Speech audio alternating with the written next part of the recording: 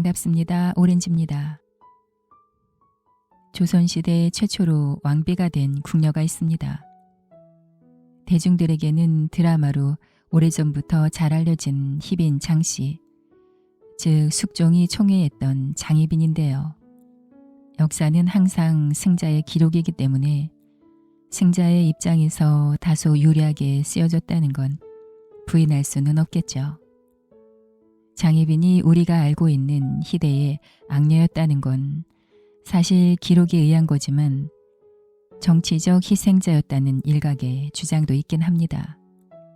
정확한 사실은 장희빈이 조선시대의 궁녀로서 왕비가 된 최초의 인물이며 아이러니하게도 이 장희빈으로 인해 다시는 후궁이 왕비가 될 수 없다는 법이 만들어지게도 되죠. 드라마 속 장면을 떠올리면서 감상하시면 더 좋을 것 같습니다. 시작하겠습니다.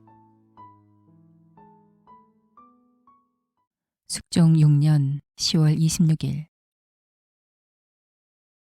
대비마마 영상 김수왕이 경덕궁 홍화문 밖에 와있다 하옵니다. 지금 주상의 옥체가 미령하시니 아뢰지 말라고 전하게.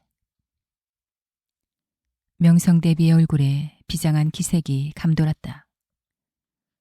유산 후 병세가 심상치 않았던 중전은 경덕궁으로 옮겨 약을 썼으나 회복이 더뎠다.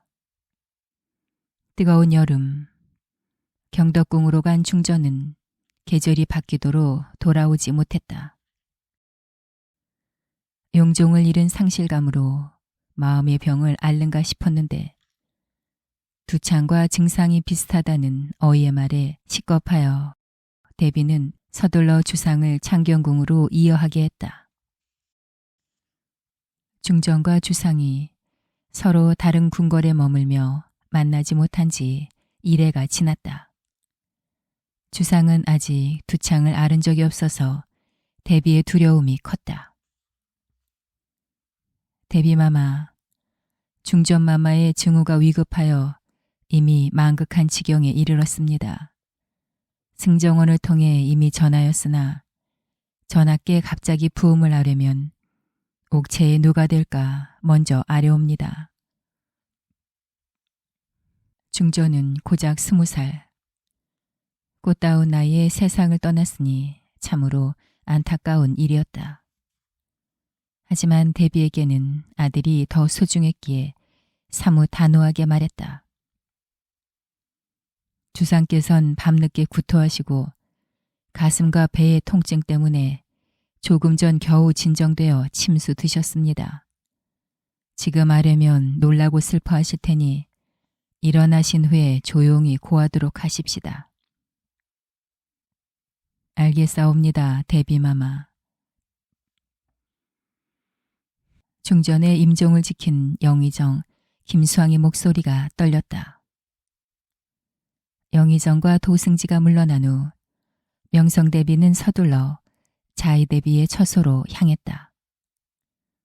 왕비의 장례이니 내명부가 먼저 나서서 주상의 슬픔과 부담을 덜어주는 것이 마땅했다. 밤이 늦었는데 무슨 일이요? 대왕대비마마, 지금 마 영상대감으로부터 중전의 부음을 전해 듣고 오는 길입니다. 이 늙은이가 너무 오래 살았구려. 하늘도 무심하시지. 중전 대신 차라리 나를 데려갔어야 했는데. 증손주 며느리의 부음을 들은 자의대비의 눈가가 붉어졌다. 15세에 40세가 넘은 인조의 계비로 책봉되어 궁에 들어온 자의대비는 한 번도 아이를 잉태해 본 적이 없었다.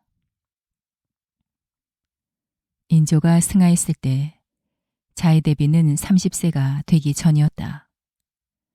홍안의 나이에 대비가 되고 왕대비가 되고 대왕대비가 되어 뒷방에서 40년 가까이 늙어가는 동안 아들과 며느리, 이제는 손주 며느리까지 먼저 세상을 떠나는 모습을 지켜보아야 했다. 자의 대비의 무거운 한숨을 뒤로 한 채 몸을 일으킨 명성대비는 무심하게 방을 나서다가 시립하던 한 궁녀 앞에서 시선을 멈췄다. 순간 가슴이 철렁했다.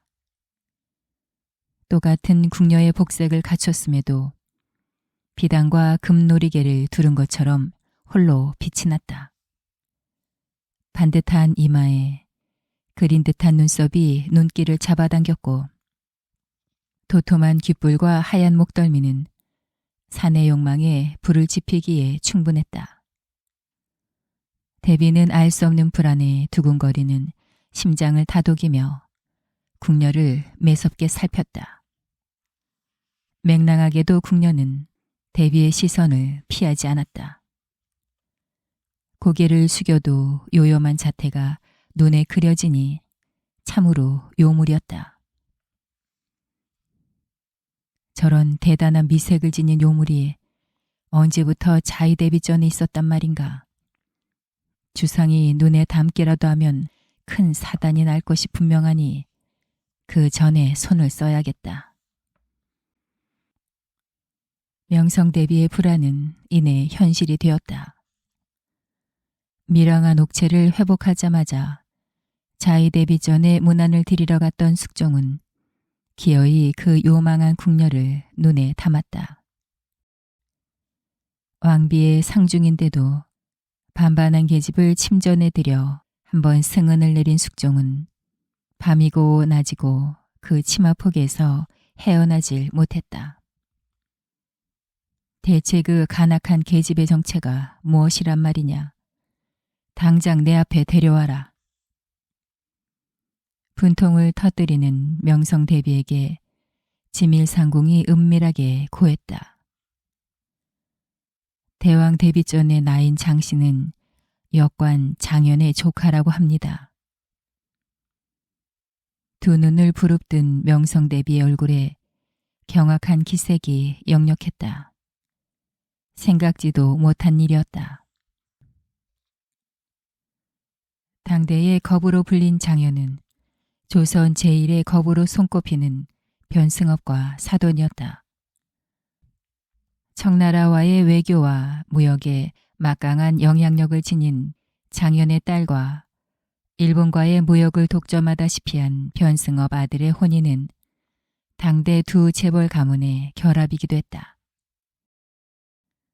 왕실의 헌신에 임금의 마음을 얻고 실력과 노력으로 엄청난 부를 이루었으며 역관으로서 올라갈 수 있는 최고의 자리에 올라간 장현은 명성대비를 비롯한 서인에게 경계의 대상이었다. 숙종 3년에 장현의 품계가 종일품 승록대부에 이르자 정권을 잡은 서인은 그를 집중적으로 견제했다. 이런 상황에서 장현의 조카 장옥정이 숙종의 총애를 독차지하니 서인은 도저히 용납할 수 없었다. 인조 반정 이후 왕실과의 혼인은 서인 정권의 고유 권한이었다. 그런데 이 근본이 궁녀 장옥정 때문에 뿌리째 흔들리기 시작했으니 서인의 반발은 처음부터 예정된 것이나 다름없었다. 장옥정을 경계한 서인에게 힘을 실어준 이는 뜻밖에도 숙종의 어머니 명성대비였다. 효종과 현종은 왕권 강화를 위해 외척에게 의도적으로 권력을 줬고 명성대비의 아버지 청풍부원군 김우명과 사촌오빠 김석주는 당파에 상관없이 왕실에 충성하며 숙종의 왕권을 제일로 생각했다. 숙종 1년 3월 12일 김우명이 상소문을 올렸다. 복창군, 복평군 형제와 궁녀의 사통을 고발하며 숙종의 처벌을 간곡히 촉구하는 내용이었다. 그는 선왕 현종과 명성대비가 지금껏 복창군 형제의 잘못을 눈감아 주었으나 이제 은혜는 미뤄두고 법을 베풀어야 할 때라고 주장했다. 당시 숙종은 16세였고 즉위한 지 1년도 되기 전이었으며 현종의 3년상이 끝나지 않았기에 왕비 인경왕후와 아직 합궁하기 전이었다. 그런데 두 당숙이 궁녀와 사통했다는 상소를 받았으니 얼마나 당황했겠는가. 숙종은 영의정 허적에게 상소문을 보여주고 이를 상의하면서 상소에서 지적한 궁녀 김상업은 이미 궁 밖으로 내보낸 사람이라고 말했다. 바로 다음 날 숙종은 복창군과 복평군 형제를 방면하며 자책했다. 숙종실록에 따르면 숙종은 다음과 같이 말했다. 남의 말을 믿고 고륙에 지치니 헤아릴 수 없는 처지에 빠지게 하였으므로 내가 매우 부끄러워 마음이 아프고 눈물이 나서 못 견디어 곧 땅을 뚫고 들어가고 싶으나 그럴 수 없다. 이렇게 억울하고 애매한 사람을 잠시도 옥에 지체시킬 수는 없으니 모두 곧 놓아주도록 하라. 숙종은 친히 복창군 형제는 죄가 없으며 억울한 오해로 옥에 갇혔으니 풀어준다고 밝혔다. 복창군 형제에게 잘못이 없다면 상소문을 올린 김우명은 무고죄로 처벌받아야 했다. 김우명의 고발은 딸 명성대비가 전한 말을 근거로 삼았으니 처벌 과정에서 명성대비도 연루될 수밖에 없었다. 명성대비와 김우명이 종친을 무고한 죄로 처벌받게 될 절체절명의 순간 명성대비가 숙종과 대신의 야대 자리에 울면서 등장했다. 명성대비는 닫힌 문 안에 앉아 숙종이 어려서 자세한 사정을 알지 못한다며 복창군 형제의 잘못을 상세하고 구구절절하게 설명하며 수시로 울음을 터뜨렸다. 죽지 못해 한탄스럽다는 말도 여러 번 했다. 당황해 말을 잇지 못하는 영의정 허적에게 명성대비는 선왕 현종이 그를 각별하게 믿었다고 거듭 강조했다. 상황이 이러하니 허적은 명성대비의 면전에서 그의 행동이 잘못이라고 주장할 수 없었다. 숙종의 효심에 기대어 예법과 절차를 무시한 명성대비의 작전은 성공했다. 허적은 자신을 선왕의 충신이라고 추켜 세우는 명성대비를 외면할 수 없었고 숙종은 어머니에게 차마 죄를 물을 수 없었다. 결국 복창군 형제와 끝까지 사통을 인정하지 않은 궁녀 김상업은 처벌됐다. 김상업은 인선왕후, 효종의 왕비이자 현종의 어머니 인선왕후 처소의 궁녀로 실제로는 현종의 승은을 입었다고 전해진다. 하지만 그의 임신을 알기 전 현종은 세상을 떠났고 김상업이 승은을 받았다는 소식을 듣고 분노한 명성대비가 복창군과 사통했다는 이유로 김상업을 궁에서 내쫓았다고 전해진다. 명성대비는 승하 직전까지도 숙종과 종묘 사직을 위한다는 이유로 법과 절차를 무시하며 내명부를 다스렸다. 인경왕후가 숙종 6년 10월 두창으로 세상을 떠나자 명성대비는 숙종의 승은을 받은 궁녀 장씨를 궁 밖으로 내쫓고 이듬해 3월 인경왕후의 탈상이 끝나기가 무섭게 인현왕후를 계비로 책봉했다. 법과 절차보다 왕통과 감정을 내세운 명성대비의 행동은 조정 대신이 내명부에 관여할 구실을 만들었다. 훗날 장옥정이 숙종의 총애를 받으며 후궁이 되자 조정 대신이 끊임없이 반대 상소를 올렸던 이유도 임금의 총애에 기대어 법과 절차를 무시했던 전례가 있었기 때문이다. 장옥정의 아버지 장형은 역관이었다. 그는 사역원 관원으로 23세의 부인과 사별하고 윤 씨와 재혼했다.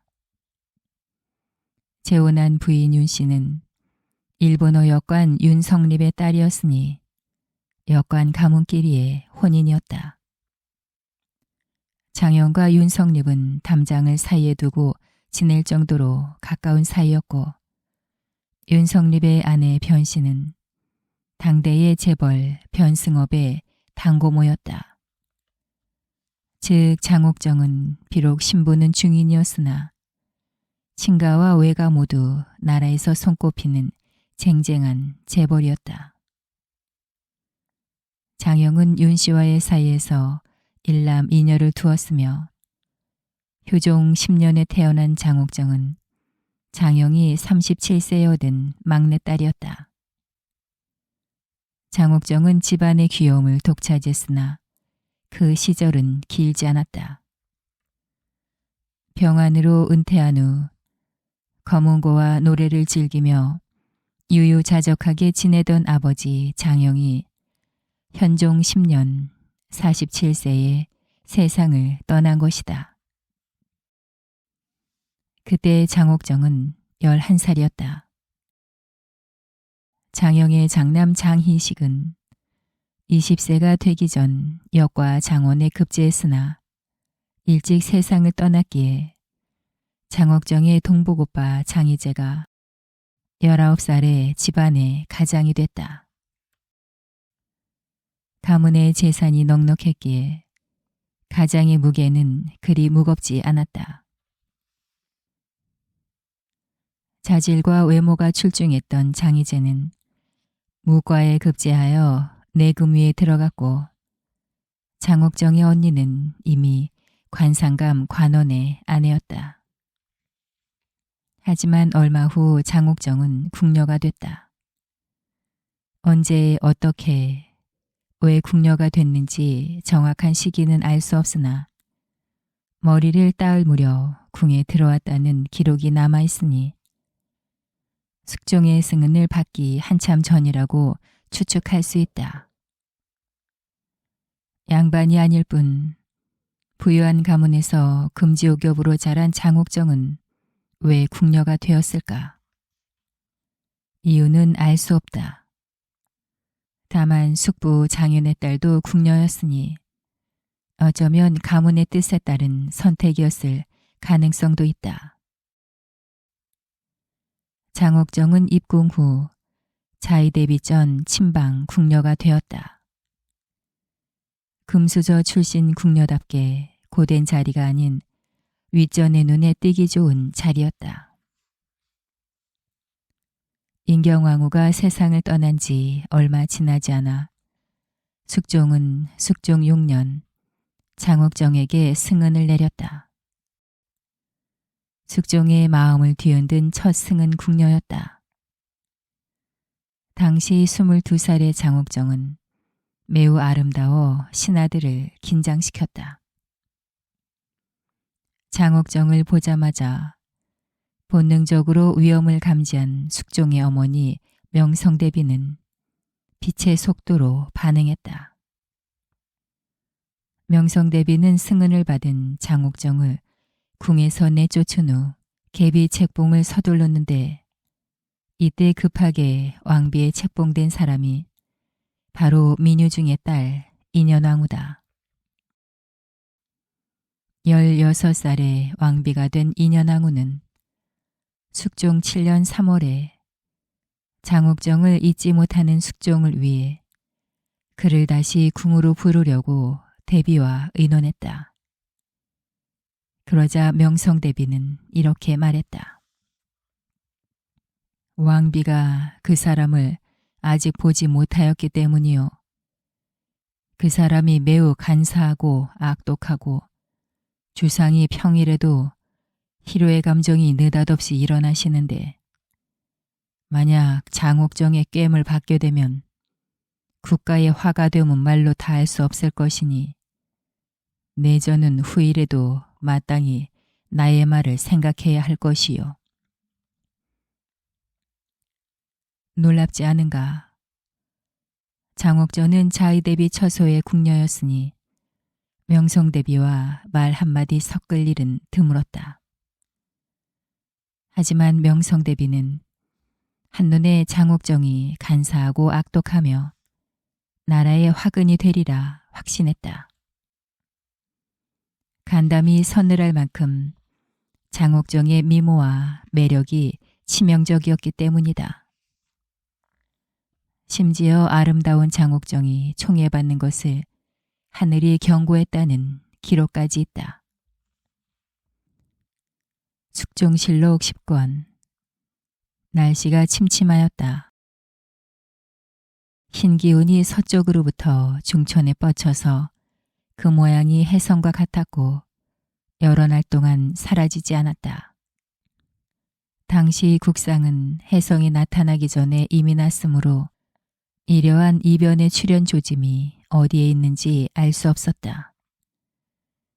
그 후에 장옥정이 일개 폐희로서 임금의 총애를 받아 필경에는 왕비의 지위를 빼앗아 왕후에 승진하기에 이르러 재앙과 난리를 끼치고 큰 파란을 일으켰는데 그녀가 임금의 총애를 받기 시작한 것이 바로 이 무렵이었으니 이로써 하늘이 조짐을 보여주는 것이 우연이 아님을 알겠다. 숙종은 장옥정을 출궁시킨 명성대비를 막지 못했으나 장옥정을 잊을 수 없었다. 억지로 이별한 두 사람의 사랑은 더욱 깊어졌다. 강제로 쫓겨난 장옥정을 향한 숙종의 애틋하고 애절한 마음은 날로 커졌다. 명성대비는 숙종을 위해 옳은 행동을 했다고 생각했고 숙종과 장옥정을 영원히 갈라놓을 자신도 있었다. 반면 숙종의 마음을 아는 자의대비는 조카 딸 영평군 부인 신씨를 통해 쫓겨난 장옥정을 보살폈다. 이런 은밀한 배려가 있었기에 장옥정은 숙종과 다시 만날 수 있다는 희망을 품고 무려 6년을 기다릴 수 있었다. 시간은 장옥정의 편이었다. 숙종 9년 명성대비가 승하했다. 그는 두창을 앓는 숙종을 위해 무당의 말을 쫓아 초겨울 추위를 아랑곳하지 않고 냉수로 목욕제기하고 지극정성으로 아들의 쾌차를 기도하다 병이 깊어져 세상을 떠났다. 인경왕후가 세상을 떠난 이유도 두창 때문이었으니 숙종의 두창에 명성대비가 얼마나 노심초사했을지 짐작할 수 있다. 명성대비가 세상을 떠난 이듬해 숙종의 외삼촌 김석주도 세상을 떠났다. 숙종의 왕권 강화를 위해 법과 절차를 무시한 채 권력을 휘둘렀던 외척이 한순간에 사라졌다. 명성대비의 3년상이 끝난 숙종 12년 2월 장옥정은 은밀하게 다시 입궁하여 숙종과 재회했다. 억지로 헤어진 지 6년. 창창한 청춘을 억누르며 쌓아왔던 그리움은 사랑을 불타오르게 만드는 기름이 됐다. 장옥정과 재회하고 얼마 지나지 않아 숙종은 공식적으로 후궁 간택을 명했다.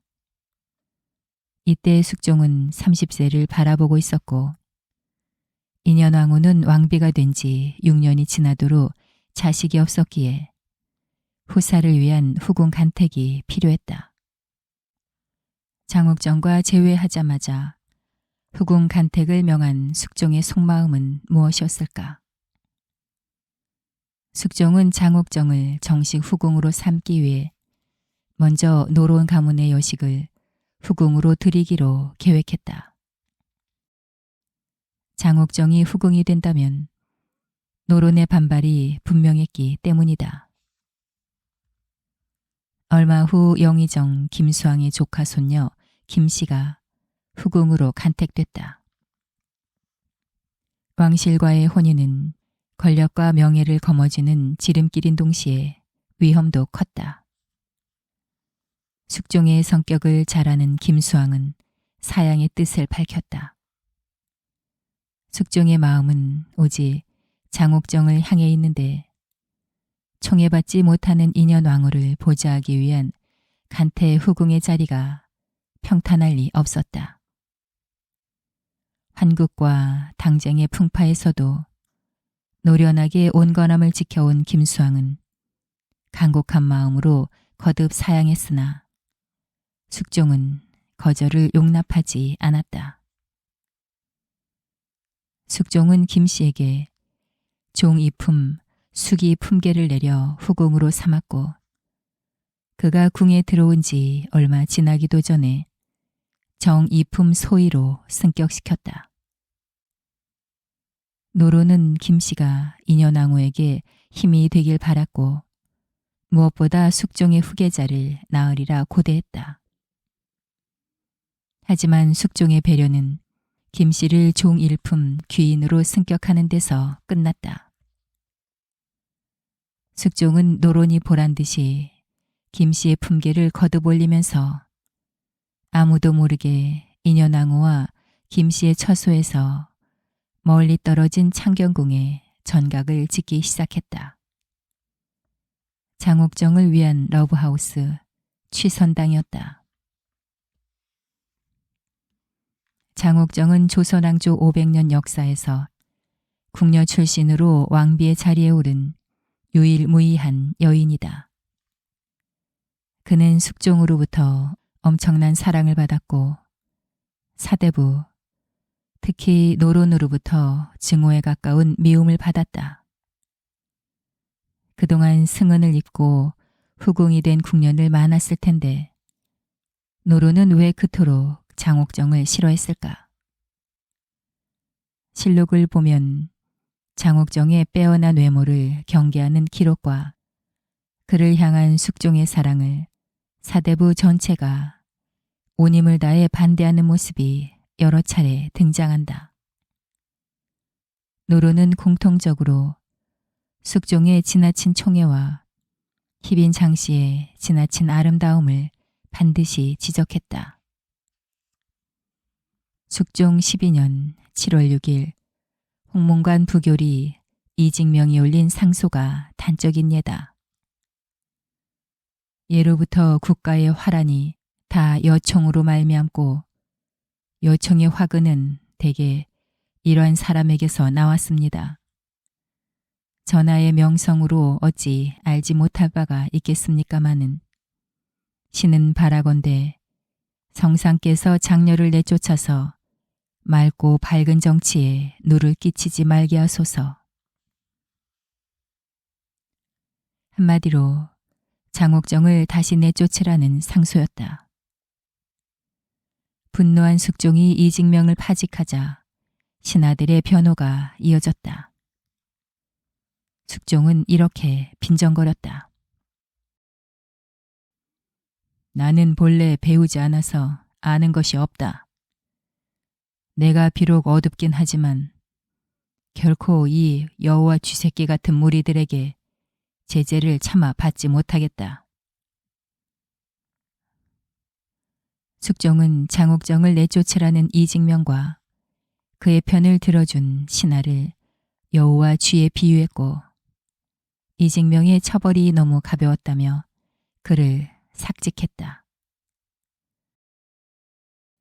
그로부터 5개월 후 숙종은 장옥정을 종사품 수관에 봉하며 후궁으로 삼았다.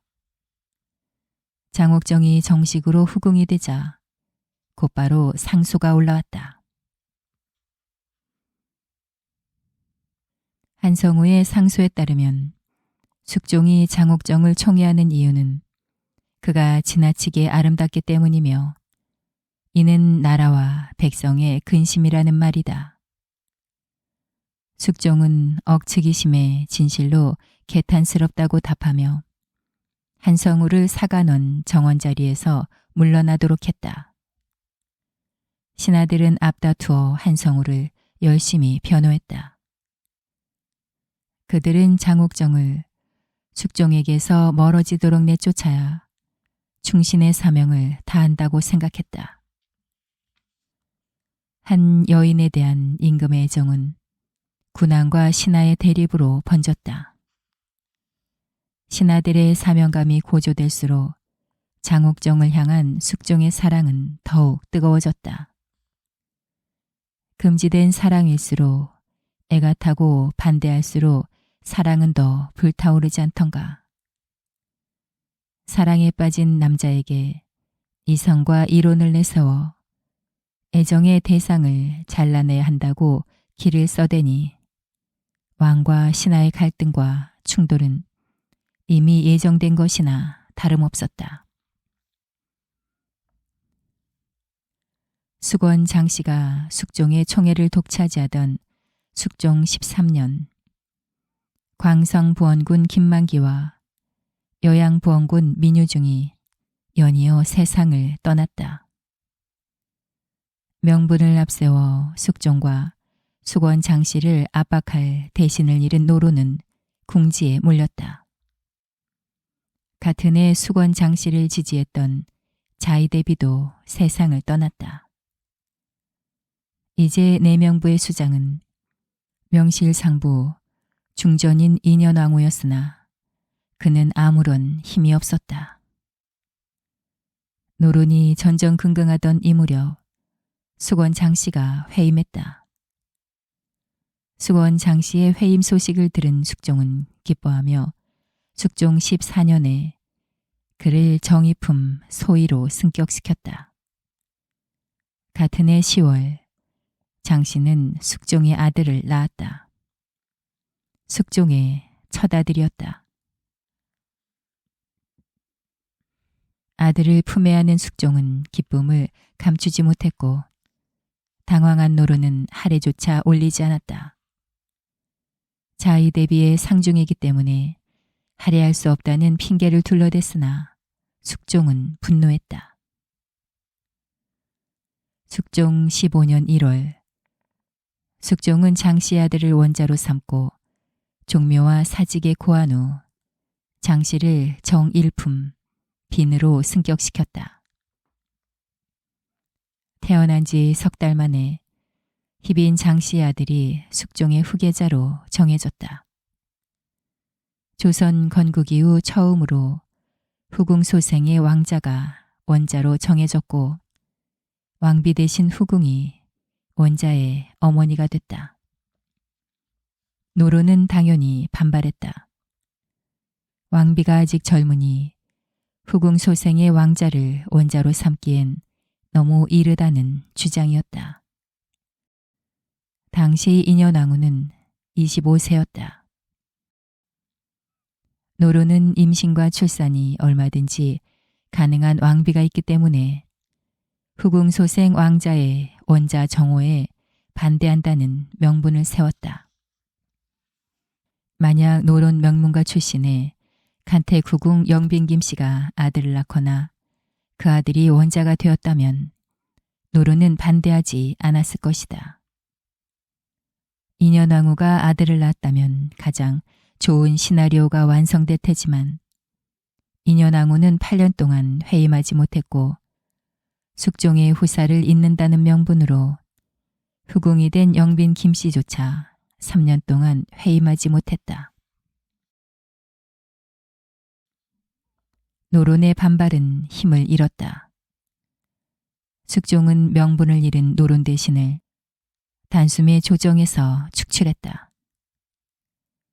숙종 15년에 원자의 탄생과 책봉을 계기로 노론을 대대적으로 숙청하고 소론으로 정권을 교체한 사건을 기사환국이라고 한다. 원자를 책봉하고 정권을 교체한 후에도 숙종의 분노는 끝나지 않았다.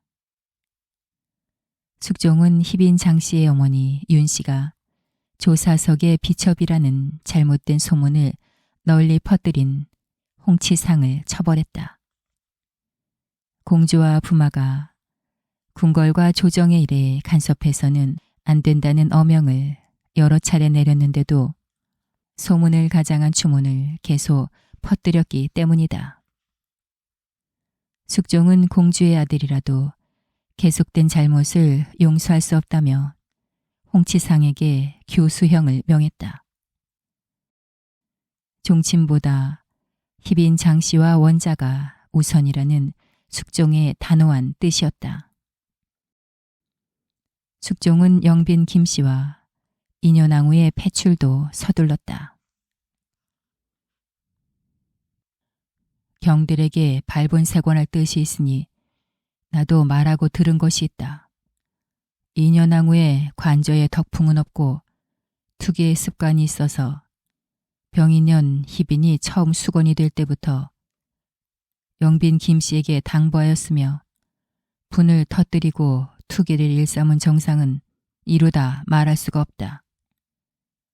어느 날 나에게 말하길 꿈에 선왕과 선우를 만났는데 수건은 아들이 없을 뿐만 아니라 복도 없으니 오랫동안 후궁에 있게 되면 경신년에 실각한 사람들에게 당부하게 되어 국가에 이롭지 못할 것이다 했습니다.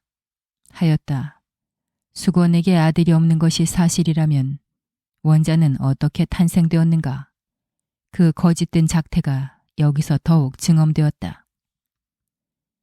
홍치상과 김수왕이 서로 교통하여 임금의 동정을 살폈다.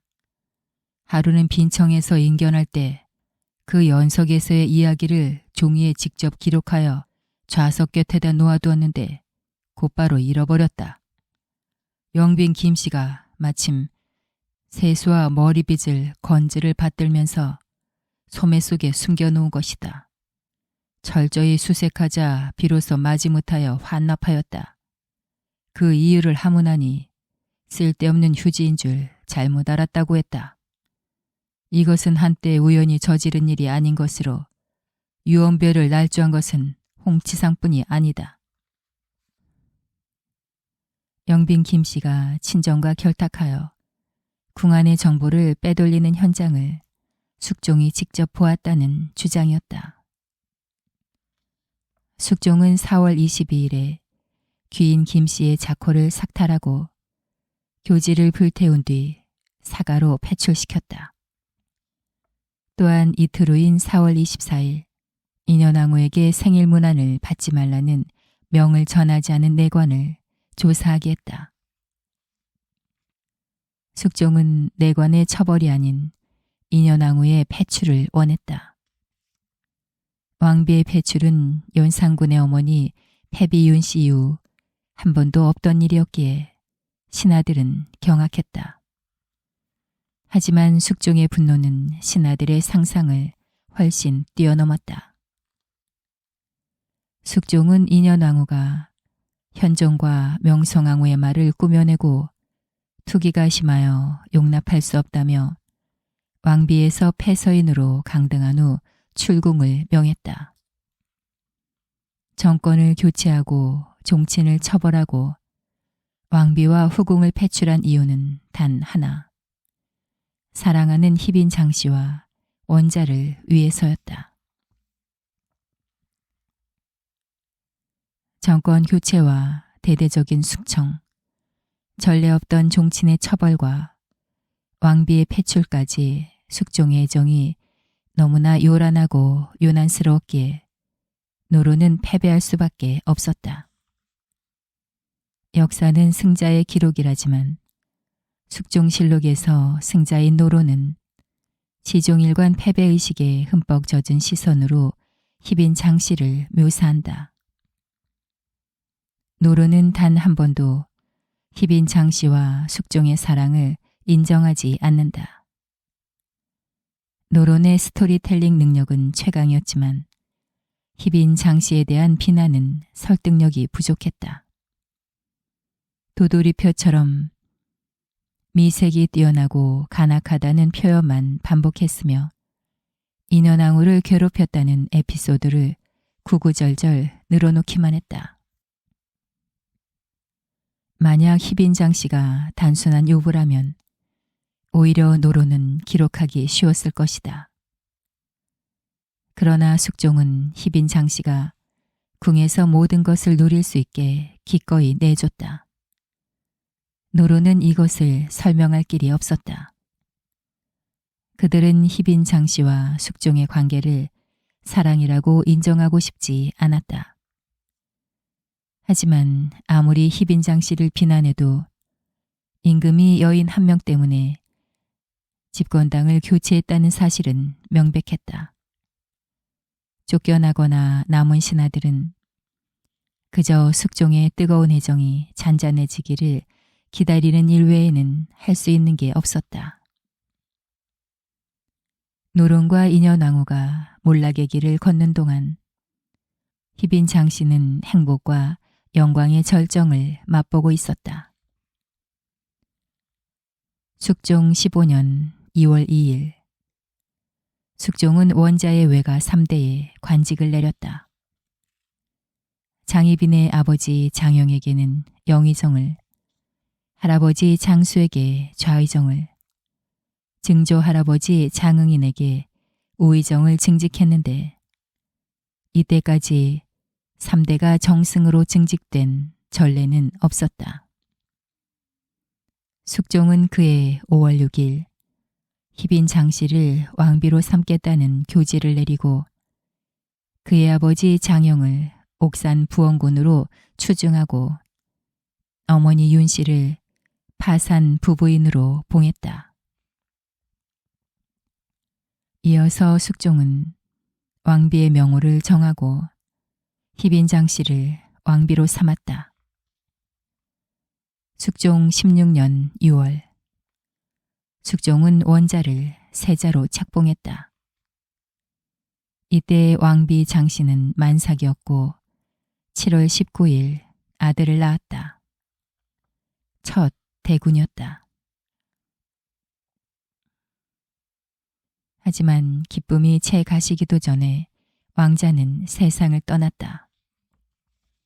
이후 희빈장 씨는 임신하지 못했다. 노산과 난산으로 건강이 나빠졌기 때문이다. 하지만 숙종의 애정은 식지 않았고 후궁을 들이거나 궁녀에게 승은을 내리는 일은 없었다. 불안한 행복과 영광이 계속되던 그때 작은 균열이 생겼다. 숙종 19년 4월 궁녀 최 씨가 승은을 받은 다음 날 갑작스럽게 종사품 수건에 봉해졌고 그해 10월에 아들을 낳았다. 칠삭둥이로 태어난 왕자는 2달 만에 요절했고 수건 최 씨는 곧바로 다시 회임했다. 장 씨는 왕비로서 후궁 최 씨의 존재를 의연하게 받아들여야 했다. 장 씨가 감당해야 할 일은 이제 시작이었다. 숙종 20년 인현왕후는 숙종에게 황궁하라는 명을 받았다. 이 무렵 숙종은 인현왕후의 보기를 꾀한 이들을 옥에 가두고 조사를 진행하고 있었다. 숙종의 명을 받은 인현왕후가 별궁에서 머문 지 사흘째 되던 날 숙종은 벼랑간 마음을 바꿔 인현왕후에게 왕비로 복위하라고 명했다. 숙종은 애초에 왕비 복위를 염두에 두고 인현왕후에게 환궁을 명하지 않았다. 사실 숙종은 경신 환국이나 기사 환국처럼 대대적인 숙청 없이 남인에서 노론으로 정권을 교체하고 싶었다. 그는 먼저 인현왕후의 환궁을 명하여 노론에게 어심을 알렸다. 노론을 복권시키려면 우선 인현왕후에게 정당한 대우를 베풀어야 했다. 노론에게 인현왕후는 아픈 손가락이자 자존심이었기 때문이다. 인현왕후의 황공만으로는 노론이 순순히 승복하지 않으리라 판단한 숙종은 결국 인현왕후의 복위를 명했다. 그만큼 정권 교체에 대한 숙종의 의지는 확고했다. 이어서 숙종은 정권 교체와 인현왕후의 복위가 모두 노론의 뜻이 아닌 오롯이 임금의 의지라고 밝혔다. 노론의 승리가 아니라 자신의 결단이라고 드러낸 이유는 신권보다 왕권이 위에 있다고 공고하게 알리기 위해서였다. 숙종과 노론의 복잡한 정치적 셈과 수의 교차 속에서 인현왕후는 왕비의 자리를 되찾았고 장옥정은 희빈으로 강등되어 후궁 시절의 처소인 취선당으로 돌아갔다. 인현왕후보다 먼저 패출됐던 영빈 김씨도 이때 인현왕후와 함께 궁으로 돌아왔다. 숙종 20년에 세자와 희빈 장씨를 지지하던 서론이 위축되고 노론의 복권이 이루어진 이 사건을 갑술 환국이라고 한다. 왕비와 정권이 교체됐으나 대대적인 숙청은 일어나지 않았다. 이는 곧 숙종의 뜻이었다. 집권 여당의 자리가 바뀐 노론과 소론, 폐위됐다가 돌아온 인현왕후와 왕비에서 빈으로 강등된 희빈 장씨가 공존하는 불안한 평화가 7년 동안 지속됐다. 만약 희빈 장씨가 인현왕후전과 사시 남정기 등에서 노론이 만들어낸 악녀처럼 인현왕후의 복위를 반대하고 후궁으로 강등된 자신의 처지에 분노하여 발악했다면 과연 7년 동안 평화가 유지될 수 있었을까? 갑술 환국 이후에도 숙종은 여전히 희빈 장씨를 사랑했고 희빈 장씨 또한 숙종의 사랑으로 이 시기를 기꺼이 버텨낼 수 있었다. 숙종 27년 8월 14일 인현왕후가 오랜 지병으로 세상을 떠났다. 인현왕후의 죽음은 조용한 파란을 가져왔다. 비어있는 왕비 자리를 두고 신하들은 조심스럽게 숙종의 어심을 살폈다. 대비는 모두 세상을 떠난 후라 왕비를 결정하는 권한은 오직 임금인 숙종의 뜻에 달려 있었다. 세자의 어머니이자 왕비의 자리를 5년 동안 지켰던 희빈 장씨를 지지하는 이도 있었고 후궁 중에서 왕비를 정한다면 영빈 김씨여야 한다고 생각하는 이도 있었다. 문제는 숙종은 영빈 김씨를 왕비로 삼고 싶지 않았다는 데 있었다. 그렇다고 희빈 장씨를 다시 왕비로 세울 수도 없었다. 여러 차례 환국과 숙청을 반복해온 숙종은 노론과 소론이 균형을 이룬 현재의 정국에 만족했다. 희빈 장씨가 다시 왕비가 되면 노론은 보복당할 테고 세자가 태어날 때부터 지지해온 소론과 남이는 공로를 인정받고자 할 터였다. 어렵게 이룬 정치적 균형이 무너지는 건 자명했다. 숙종의 고심이 깊어지고 있을 때 숙빈 최씨가 왕에게 희빈 장씨가 취선당에 신당을 차려놓고 인현왕후를 저주했다고 은밀하게 고했다. 이에 숙종은 열흘 가까이 관련 궁녀와 모녀를 직접 국문한 후 처벌했다. 국문이 진행되는 동안 세자를 위해서 희빈 장씨를 용서해야 한다는 상소가 올라왔다. 이미 인현왕후와 영빈 김씨를 패출한 전력이 있던 숙종이었기에 희빈 장씨를 처벌하자면 다른 방법도 있었다. 하지만 숙종은 희빈 장씨를 궁 밖으로 내보내지 않았고 후궁의 지위를 박탈하거나 자코를 빼앗지도 않았다. 대신 숙종은 한무제와 구익 부인의 고사를 들며 희빈 장씨에게 자진하라는 비만기를 내렸다. 희빈 장씨를 구명하려는 상소가 몇 번 올라왔으나 숙종은 마음을 바꾸지 않았다. 역사는 만약을 허락하지 않으나 만약 인현왕후가 오래 살았더라면 희빈 장씨의 명도 길었을 것이다. 아마도 희빈 장씨는 인현왕후가 돌아왔을 때부터 자신의 마지막을 짐작했을지 모른다. 숙종도 희빈 장씨가 어떤 선택을 할지 알았다. 희빈 장씨는 세자의 어머니이자 숙종의 후궁으로 자진해야 하는 운명을 받아들였다. 발악하며 억울해하지도 않았고 세자에게 패악질을 부리지도 않았다. 희빈 장씨는 숙종 27년 10월 8일 자진했다. 그가 자진하기 하루 전인 10월 7일 숙종은 후궁은 왕비가 될 수 없다고 법제화했다. 세상을 떠나기 전날 이 법령을 들은 희빈 장씨의 마음은 어땠을까?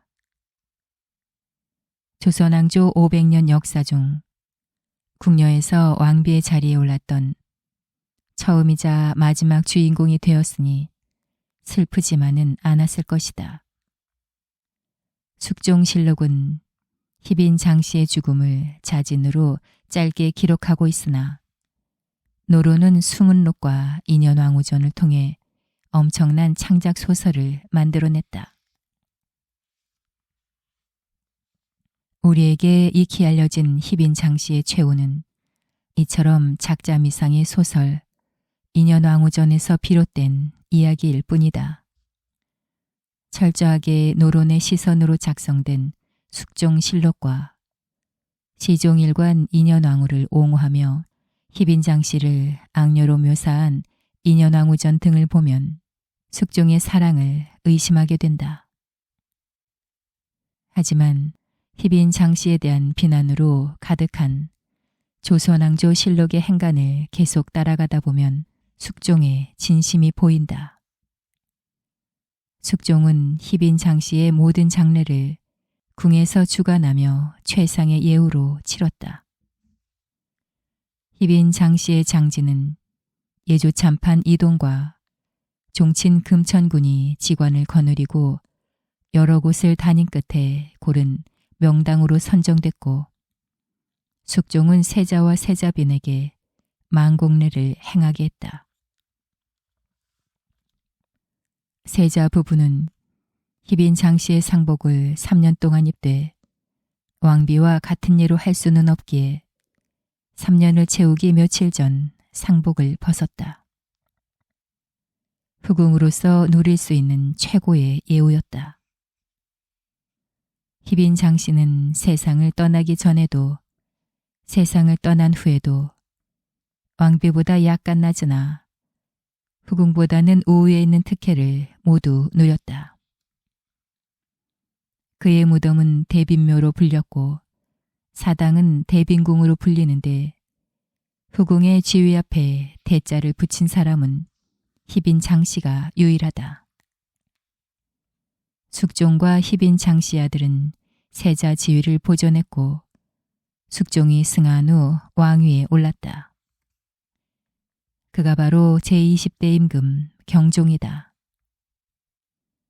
역관 재벌 가문의 금지옥엽에서 궁녀가 됐고 승은을 잇고 궁에서 내쫓긴 후에도 6년을 견딘 희빈 장씨는 아름다울 뿐 아니라 총명했다. 전해지는 야사에 따르면 장옥정은 역관 가문 출신답게 조선에 왔던 청나라 사신의 말을 통역 없이 알아들었다고 한다. 때문에 청나라 사신이 왕비 장옥정의 표정을 살폈다고 하니 뛰어난 외국어 능력으로 외교에 영향력을 발휘한 왕비는 아마 희빈 장씨밖에 없을 것이다. 숙종은 승하기 전에 희빈 장씨의 무덤 이장을 마무리했다.